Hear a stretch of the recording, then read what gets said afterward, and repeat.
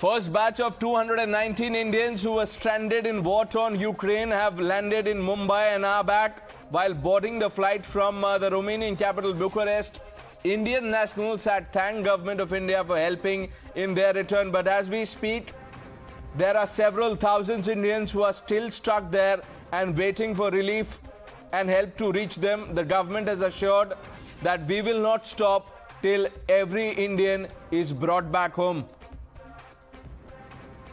Tell us, your daughter is a student there, is it? And how long has she been stranded there? Standard MBBS. Okay. And how long has she been stranded there? उनको कुछ तकलीफ हुई, कोई difficulties हुई? कुछ भी नहीं. Okay. हाँ. किधर पढ़ रही थी? वो यूक्रेन में थी. Okay. और पिछले कुछ दिनों में आप टच में थी? गई वो हाँ, जितना भी है उसने मुझे फ़ोन किया, जितना एनी टाइम वो मुझे फ़ोन करती थी, कॉल करती थी. अभी हम यहाँ पे पहुँचे, ये हुआ.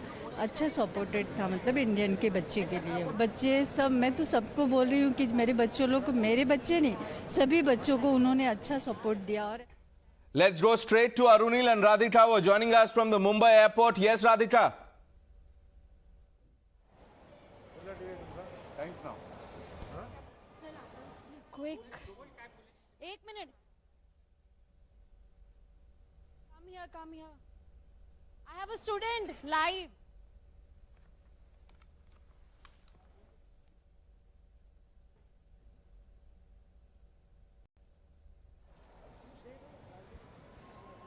Okay, I have with me a student right here. I'm not able to hear anything, but let me go across to a student who has come from Ukraine.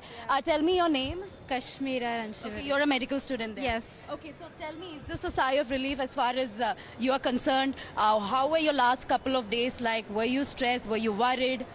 Like, we were stressed, but yes, now it feels relaxing. That's Okay. it. And tell me, how did you come to Romania? How was that, the entire trip that you took? Were you witness to any sort of attacks? No, not at all. Like, it was peaceful. Okay. And what were the last couple of days like? Where were you located? Were you in some underground bunk? No, we weren't like that. Like, we just traveled, that's it. And suddenly, like, we went to airport and that's it. Which part of Ukraine were you studying? Chanvitse.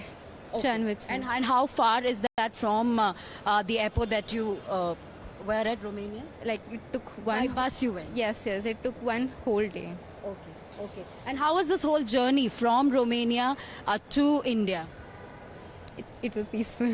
It was peaceful. Okay. And were you constantly in touch with your family members? Yes. Okay. And anything more that you'd like to say as far as what the Indian government has done? You know, you are the first batch. You're the first helpful. batch. Like, we were the first batch. We are the first batch, and like, it was so nice moment. And the entire experience, of the news that you were seeing, the fact that you're getting calls from your relatives and friends. Can you take us through that? Like, we were just we were in contact, like sharing some news, and like that's it.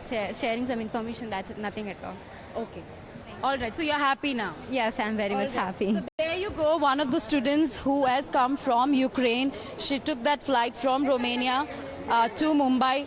And she's just arrived, and with her are her family members as well. They all seem happy and relieved. आपको कैसा लग रहा है ma'am? हाँ, happy, relieved. आप थोड़ी देर पहले मेरे से बात कर रहे थे, थोड़े stress में थे. अभी happy. Happy? Okay. All right, so there you go. So we were in fact speaking to this parent some time back, and she was a little worried a while ago. Now that she's seen her daughter, the happiness is quite visible on their faces. So yes, almost about close to 200 students who've arrived, and slowly, one by one, they are, getting out of the gate. And we are a little away from the gate. Hold your thoughts. Union Minister Piyush Goyal speaking exclusively to Times Now. Sir, what do you have to say? The Indian students stranded in Ukraine are back now. Well, you should see the enthusiasm of the students. The students are very, very self-confident. The students have demonstrated a lot of grit, and I can assure you that this is true India's strength. How tough? We really have the best confidence in our Prime Minister Shri Narendra Modi. How tough it was? It was a very, very tough job. The students came to the borders. After that, our embassy officials have taken care of them fully. It was a union minister.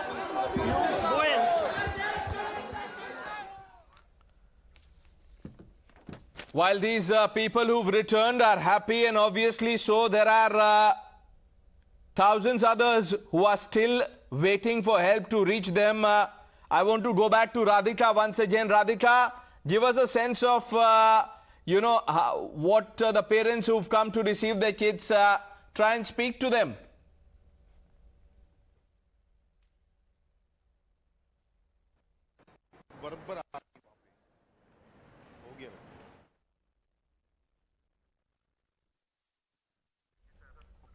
Let me open this up. We'll keep going back to Radhika when we have her. But let me open this up. Ambassador KP Fabian, former diplomat.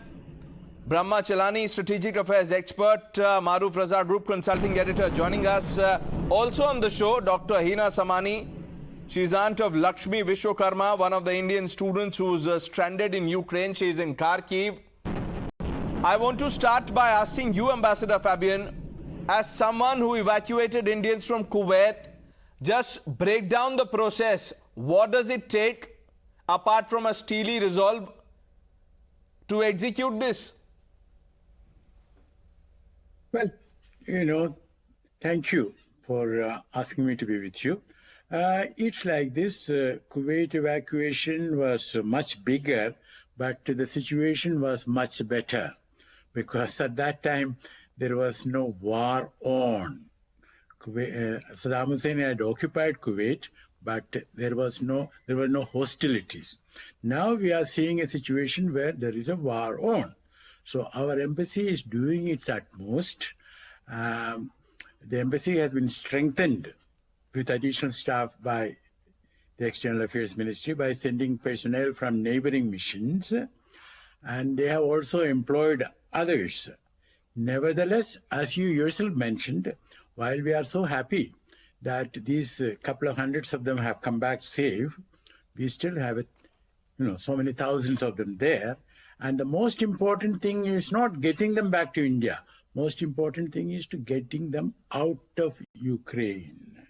If they are in Poland, well, they are safe. There is no immediate need to bring them back to India.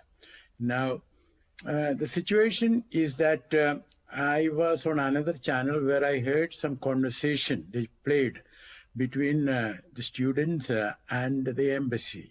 And the students were complaining that it was difficult to get through to the embassy. Well, if you have X lines and if 10X people are calling, you know what will happen. But apart from that, some of them said that the embassy's response was not what they expected, that the embassy's person was a little curt and that sort of thing. Now, that should not happen. And I'm sure that the External Affairs Ministry will be taking action, and that our, we have retained our ambassador there. He was about to go on transfer, but the ministry very correctly asked him to remain there. The new ambassador has not yet gone. He's still in Delhi. So it's a difficult situation, but we are doing our best. And let's hope that things will improve. Also, I want to say that it is quite possible, I'm not going to predict anything, it's quite possible that in the next couple of days, Putin might declare victory, saying that he has achieved his objective because he had some plans for territorial acquisition on behalf of the so-called Republic of Luhansk and the Republic of Donetsk in the east. He also wanted a land corridor to the Crimea. So if he has achieved those things, he can declare victory. On the other hand, he has the other option of carrying on till Zelensky is either captured or replaced. Now, what he will do, I do not know. But I would say that on the whole, we can be hopeful that this will not continue for too long. Because the great valor of Zelensky and all that, I admire that, but let's be realistic. Nothing can stand in the way of Russian tanks, Right. And harming civilians is wrong, because then that person ceases to be a civilian and Russia can bomb them. Right. And we'll discuss the geopolitics aspect, when the war will end, all that with Brahma Chalani, Maruf Raza. But I beg your indulgence, sir. I'm coming back to you, but allow me to bring in Dr. Hina Samani, aunt of Lakshmi Vishwakarma. Dr. Samani, I know these are tense times for the families, but what is the conversation that you've had with Lakshmi? When was the last time she spoke to you? Sir, we are trying to connect her, but due to the network issues, we are not able to talk to her. But through chats and all, we are able to get in touch with her constantly. But, the students are going through the mental agony. No help is reaching from anywhere. With Lakshmi, there are 500 more students who are stranded. Okay, and have the college authorities got in touch with you? Are you in touch with the Indian mission there? We tried doing that, but there was no help coming in from any quarters. And so we approached our family friend, who is with Times Now. We requested him, and he came to us, to our rescue as a god, who tried connecting and saying that, sir, there are so many students who are stranded there, and they somehow are facing so much of trauma. They get, hardly they get half an hour sleep or so in the basement. It's too crowded, and the continuous voice of the shellings and bombings. I cannot express, sir. We request the government to take proactive measures, and because Kharkiv is too far away, sir, we cannot express what trauma we too are going through. And since she was the first year student, we were continuously in touch with the government to ask about her TR process, but the advisories were not very clear. They left it to the students, saying that if you want to go, or you can take a call whether the universities want the online or offline. And my humble request to our government to take some measures on urgency, because as you know, sir, Kiev and Kharkiv is too far, and the only contact which we have through AV Global Contractor is Mr. Vijay, who is taking care of those 500 children there. And I think Times Now, we are obliged for years together if we can get our child back to our family, sir. The government has made a promise, ma'am, and I'm only echoing that. Every stranded Indian will be brought back to safety, and like Ambassador Fabian said, what is important is not to get them to India, but to get them out of Ukraine. And I'm coming to you, Mr. Brahmachalani, but Maruf, a quick word on that. Students who are stranded in Kharkiv, which is far from the western border, how do you think the logistics will work out? You see, as a rule, students are a pretty enterprising lot, and the variety of interviews that have taken place with students who are not in Kiev or Kharkiv, they have been saying that they are relatively safe. So I think the Indian embassy cannot be held responsible to try and get them out of Ukraine, because Indian embassy has a lot on its plate right now, and embassies are normally not very heavily staffed, especially in countries that were not regarded as geopolitical headquarters of the world. The second thing is, I think there is a message I heard in the morning that has been given out across the board, that vehicles carrying Indian students can put out Indian flags, and Indian flags are being allowed to go through by Russian and Ukrainian troops. So yes, they will be somehow in the conflict zone. Whether they can avoid it or not 100%, I do not know the geography that well of Ukraine. But as long as they use the Indian flag on their vehicles, I think they will have a pretty safe run.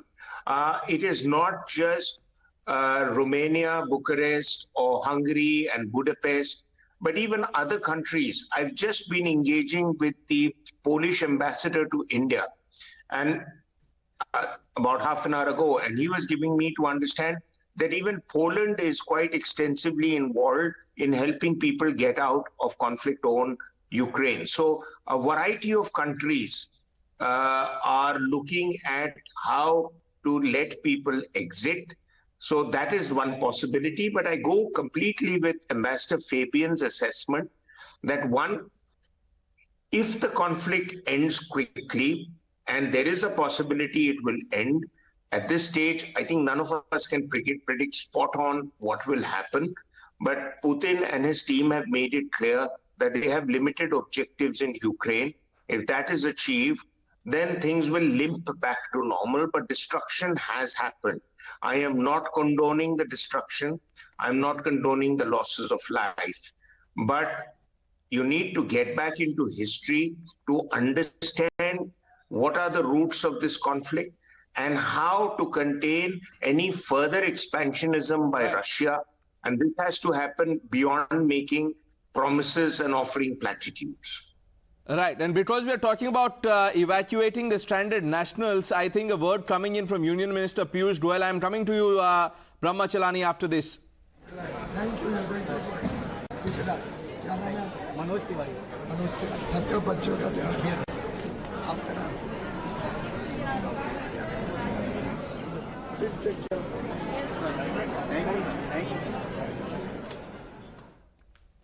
Operation Ganga underway, massive rescue operations underway. Piyush Goyal there welcoming the first flight and people who came back to Bombay from Ukraine. Brahmachalani, do you see ending it soon? I mean, you heard the parents, you've heard Ambassador Fabian, you've heard Maruf Raza. Your take, sir? Putin has made clear his objective, which is to demilitarize Ukraine, which demands a regime change. And also given the fact that Ukraine is a pawn for the NATO alliance and a pawn for Russia, this conflict is unlikely to end anytime soon. Just yesterday, the Biden administration has asked Congress for more than $6 billion to deliver military aid to Ukraine. This is billion, more than $6 billion. So the Americans will try to pour resources. They will try to arm an insurgency against Russia. And this conflict has the makings of an extended war. I don't see it ending anytime soon. And the problem is that Ukraine is already a highly militarized society. In addition to having Europe's largest military, there are about 250,000 civilian Ukrainians who have been given arms. They are part of militias or they are reservists. In addition, arms are being handed out now to others too. So we're talking about a large percentage of the Ukrainian population that is armed. And given these ground realities, I don't see this conflict ending anytime soon. And given the fact that much before Putin decided to invade Ukraine, Ukraine was already an internally fractured, internally divided, highly corrupt, dysfunctional state. And the divide between the eastern regions and the western regions in Ukraine has been a traditional divide, a cultural divide, and that divide could get reinforced by the Russian invasion. So this clearly is not going to be a quick end to the Russian intervention. All right. The intervention itself is going to trigger counter-interventions from the NATO bloc. I'm coming to you, Maruf. I know you want to respond. Coming to you, Piyush Goyal speaking again. अलग-अलग roots बनाने का जो काम किया और हमारे नागरिक जो बॉर्डर्स पे आए उनको हमारे एम्बेसी के ऑफिशियल्स यहाँ पे लाने के लिए पूरी सुविधा अरेंज कर रहे थे। उसके फलस्वरूप आज पहला विमान 219 भाई बहनों को लेके भारत पहुंचा है। सबके लिए बहुत ही आनंद की बात है। अलग-अलग प्रदेशों से है, कोई मुंबई से है तो कोई अहमदनगर से, कोई गुजरात से है तो कोई आंध्र प्रदेश से, हमारी कई बच्चियां तो हिमाचल प्रदेश से भी आज लौटी हैं। उत्तर प्रदेश के लोग, हर अलग अलग क्षेत्र के हमारे भाई बहन, हमारे छोटे बच्चों को आज अपनी मातृभूमि में, अपने वतन में देख के जो आनंद आया है और उन सबका जो उत्साह है और जो उनका हौसला बुलंद है, वो देख के अपने देश के युवाओं के ऊपर गर्व होता है। हमारे एयर इंडिया के भी सभी क्रू और स्टाफ ने जिस अच्छी तरीके से उनका देखरेख की, एयरपोर्ट के स्टाफ ने, इमिग्रेशन के हमारे ऑफिशियल्स, सिक्योरिटी के ऑफिशियल्स, सब ने मिलके जिस तरीके से सब बच्चों का ध्यान रखा, मैं माननीय प्रधानमंत्री नरेंद्र मोदी जी की तरफ से और पूरे भारत के जनता की तरफ से इन सबको धन्यवाद देता हूं, इन सब के प्रति अपनी कृतज्ञता व्यक्त करता हूं। हमारा विश्वास है कि जिस प्रकार से कंट्रोल रूम्स, हेल्पलाइंस और एम्बेसीज, जो अलग अलग देशों के एम्बेसी ऑफिशियल्स हैं, सब जुट गए हैं इस काम में। अलग अलग विमान जा रहे हैं, कल सुबह अगला विमान दिल्ली पहुंच रहा है। इन सबके संयुक्त प्रयास से हमारे सभी नागरिक देश में वापस लाना, सुरक्षित लाना, उन सब की देखरेख करना, ये भारत की प्राथमिकता है और इसको हम सब मिलकर करें। माननीय प्रधानमंत्री नरेंद्र मोदी जी इस बात की लगातार पहले दिन से चिंता कर रहे थे कि all our students, all our Indian nationals should be safe, secure and return back to India. I'm really delighted that we have the first batch of students who have returned today, 219 young boys and girls from all over the country, from Himachal Pradesh down south, from Gujarat, Rajasthan, all the way to Uttar Pradesh. We have students from all over the country. All are being taken care of. Prime Minister Narendra Modi has sent me to welcome them and to express our gratitude to all the Air India staff, the airport officials, the immigration and security officials. Thank you very much.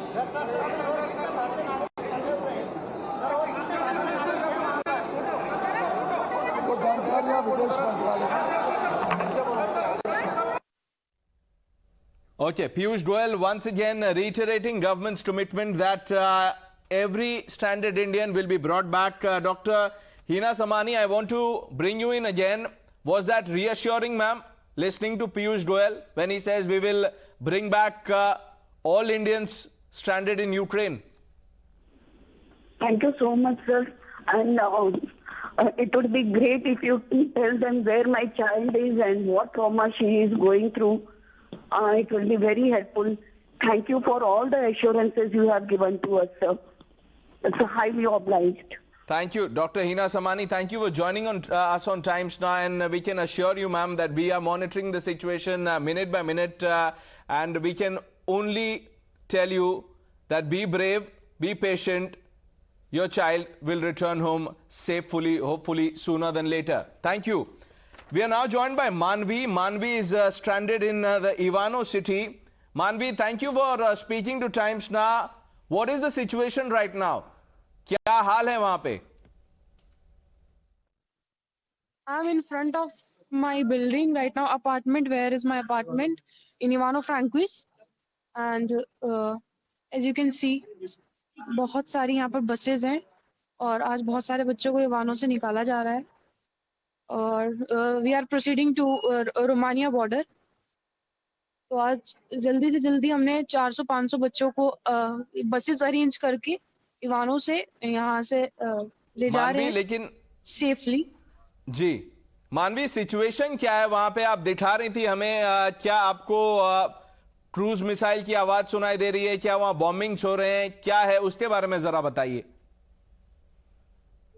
Situation यहाँ पर काफी risky है अभी, क्योंकि रात भी काफी ज्यादा फाइटर प्लेन्स की साउंड हमने सुनी थी और हम इनफैक्ट यहाँ पे बहुत ज्यादा रिस्क में है। इसलिए लास्ट डिसीजन इज दैट कि we have to leave this city और न्यूज में आपको पता ही है कि कहाँ पर क्या हो रहा है वो सब पता ही चलता जा रहा है, इसलिए हम नहीं रिस्क ले सकते और यहाँ से निकलना हमारे लिए बहुत इंपॉर्टेंट हो गया है। सो हम रोमानिया बॉर्डर पे जा रहे हैं सभी बच्चों को लेके। 400-500 बच्चे हमारे साथ हैं इस टाइम। बसेस अरेंज हो गई हैं और अब हम यहाँ से Manvi, निकल could रहे you हैं। tell us about the problems that you are facing, your colleagues are facing there? बहुत सारी प्रॉब्लम्स आई हैं मैम। जब पता चला था कि यहाँ पे जैसे सबसे पहला जो बॉम्ब गिरा था वो इवानो में ही डला था, हमें लगता था कि हम लोग पोलैंड के साइड है तो हमारे साथ ऐसा कुछ नहीं होगा, लेकिन फर्स्ट ऑफ ऑल सबसे पहली चीज हमारे इवानो में ही हुई है। उसके बाद जब लोगों ने ये सब चीज देखी तो यहाँ पे जो सुपर मार्केट वगैरह है, एटीएम में जो कैश वगैरह है वो सब खत्म हो गया था। खाना नहीं मिल पाया बच्चों को, कैश नहीं वो विड्रॉ कर पाए। सो ये सब प्रॉब्लम थी। तो इसलिए जिस कंपनी के थ्रू हम आए हैं उन्होंने काफी हमारी हेल्प भी की है, बच्चों को खाना भी प्रोवाइड किया है इस सिचुएशन में आके भी। लेकिन the last decision is that कि हम रिस्क नहीं ले सकते और हमें यहाँ से निकलना ही पड़ेगा। ओके मानवी, व्हाट इज योर, आप क्या कहना चाहेंगी, क्योंकि आपको इतने लोग अभी सुन रहे हैं। Has the government reached out to you? किससे आपकी बात हुई है और क्या बात हुई है? गवर्नमेंट लगातार हमारे से कांटेक्ट में है, किस तरीके से हमें कहाँ जाना है और सभी हेल्प लाइन नंबर्स उन्होंने हमें प्रोवाइड किए हैं। वहां पर भी जिस बॉर्डर पर हम जाएंगे वहां पर भी गवर्नमेंट ने पूरी सुविधा की हुई है बच्चों के रुकने के लिए। वहाँ पे कोई प्रॉब्लम नहीं है और पूरी गवर्नमेंट हमारा साथ दे रही है, एम्बेसी साथ दे रही है। बच्चों के फॉर्म फिल करवाना, कौन सा बच्चा कब निकल रहा है, ये सब अरेंज एम्बेसी ने हमारे लिए कराया है।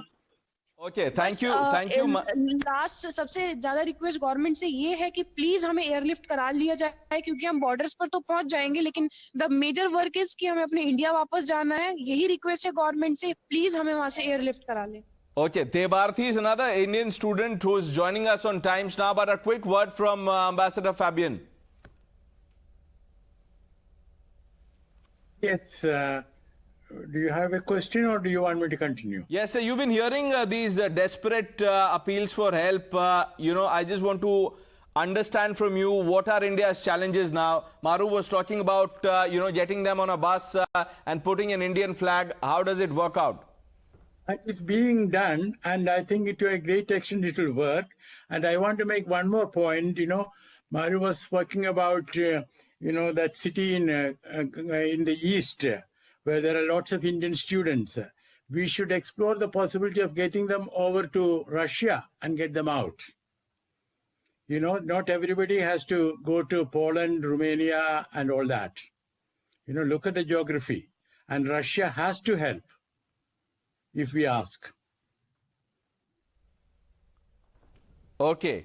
Thank you, Ambassador Fabian. I know you have to go, but thank you for joining us on Times Now. Maruf, I am coming to you. You wanted to respond to Brahma Chelani, but Debarthi is now joining us from Kharkiv. Debarthi, आप कहाँ हैं अभी? पहले तो वो बताइए. Where are you right now?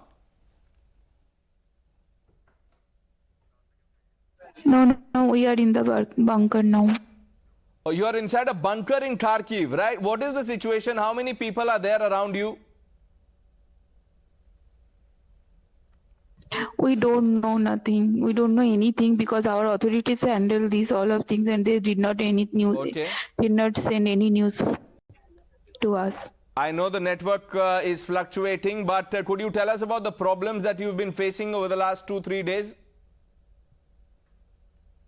They are trying to reach from to Lviv to maybe from other country like Romania or Poland, because in Kharkiv is far from 30 kilometers from Russian border. That's we are in very danger zone. They are trying to reach out from Lviv and then to Poland or Romania and then India, because all airways are stopped here.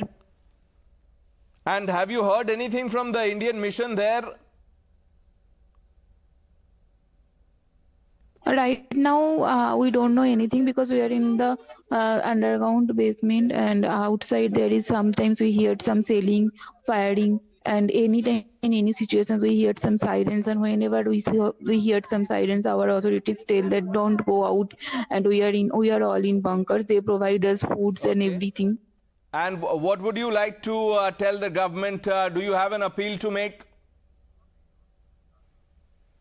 Okay, I think we're losing that line with Debarti, but thank you, Debarti, for speaking to us. Debarti is an Indian student stranded in Kharkiv right now, is talking to us from a makeshift bunker. Maruf, the point that Brahma Chalani was making is about the intensive operations from both sides. Ukraine claims that they have also downed Russian jets, they have bombed Russian tanks. How do you see this ending and how soon? You see, most of the Western world would argue that they expect Mr. Putin to end the aggression. But you know, once conflicts begin and the whistle gets blown, even after a ceasefire is announced, losses of life have taken place in the past, because to get every man down on the ground to contain them, especially as Ukraine has armed its civilians, and as Fabian brought out also, is very difficult because they would not be in direct communication with the higher headquarters.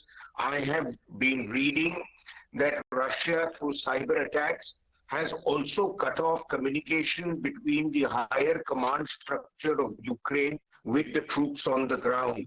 So, you know, relaying of instructions and information of higher headquarters and back to them as orders is going to be a complicated process. The second is, when fighting in built-up area starts, as Professor Chalani has rightly brought out, then it can become a very badly damaging affair, especially for the civilian population, whether they have a weapon in their hand. I mean, look back recently in how things panned out in Baghdad or Kabul or other cities. You know, then troops don't stop and people don't stop countering troops. And what in the military we call fighting in built-up area, FIBUA, is a very, very delicate and a very difficult operation to implement clinically. That means you prevent collateral damage, you prevent damage to civilians. And I think that's the point Professor Chalani made, that if it expands into that, and it's likely to, then there will be no calling it off quickly. The third thing is that really, even now, Mr. Putin has not been having the kind of free run that he thought that his army would have in Ukraine. And that tends to get tempers up of the attacking force. I'm not asking Ukraine should surrender, but I'm saying that that gets tempers up, and then the counter force that is employed. Look back at Operation Blue Star in Amritsar, when the Indian army was thrown in against militants holding on to the Golden Temple. You know, things quickly went out of hand, and the level of damage that happened, apart from the physical damage to the holy shrines, the damage to the Sikh psyche was enormous. And the Ukrainians are tough fighters. The Ukrainians have a large army, as Professor Chalani has brought out, and with reserves being called in, and with all the kind of weapon systems they've received, they can put up one hell of a fight. And this is when things are going to possibly get deep. So if one was hoping that Russia would manage to put it all into place in 96 hours, hoist their flag and call it that, okay, we are going in for a ceasefire, because often it has a responsibility to ask for a ceasefire. So we don't know what's on the cards, because Putin is unpredictable. We don't know what will happen. We'll have to take a short break. Maruf Raza, Brahma Chalani, I thank both of you for joining us on the News Hour. A short break. Lots more lined up when we return.